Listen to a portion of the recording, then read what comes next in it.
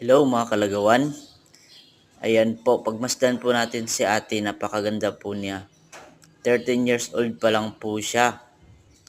At ganyan na po siya kaganda.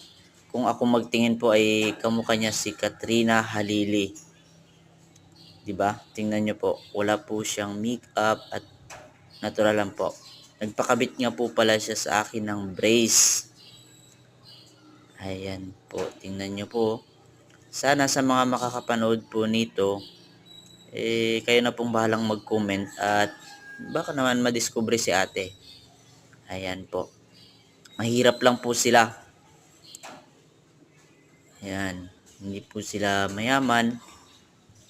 Pero grabe. Nakita ko yung mama niya at papa niya. Sakto lang po. Pero siya grabe ang gandang batang to.